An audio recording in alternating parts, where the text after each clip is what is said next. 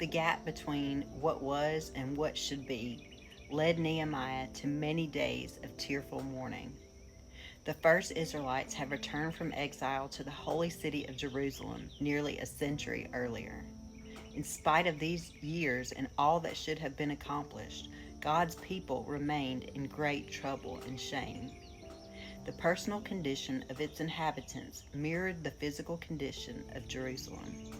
Collectively, they were broken, humiliated, vulnerable to their enemies, and seemingly incapable of moving into the future God intended. Though 1,000 miles away and still living in great luxury, Nehemiah was shattered by the news. His response was to take action, and his first action was prayer. The remainder of the book of Nehemiah is really the record of history-changing events set in motion by one man's prayer. Nehemiah offers a practical case study of God-honoring prayer. He began by declaring the greatness of God and God's faithfulness to his covenant. Nehemiah understood that the current conditions in Jerusalem were not God's will. He also understood the conditions in Jerusalem to be the result of sin. Nehemiah openly confessed the collective sins of Israel and also his own.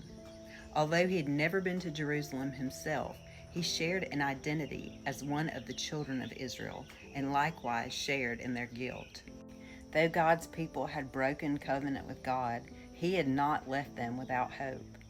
Nehemiah did not wallow helplessly in despair, but declared his belief in God's promise of restoration for those who would return to him. Nehemiah's prayer, confession, and declaration marked such a returning to God. It was a pivotal moment of change that decisively transformed the trajectory of Nehemiah's life and the life of all Israel. The idea of confession and declaration is central to the gospel. In Romans 10:9-10, the Apostle Paul wrote, "If you confess with your mouth that Jesus is Lord and believe in your heart that God raised him from the dead, you will be saved.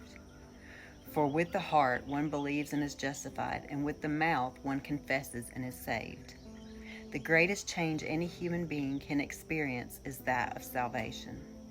This change is marked by confessing Jesus as Lord, the one to whom every aspect of our lives is to be submitted, and believing the truth of his resurrection, a demonstration of God's love and God's power even over death. Such a confession dramatically alters the course of one's life. Moreover, as Jesus lives in the believer and accomplishes his will through those who obey him, the world is transformed as well.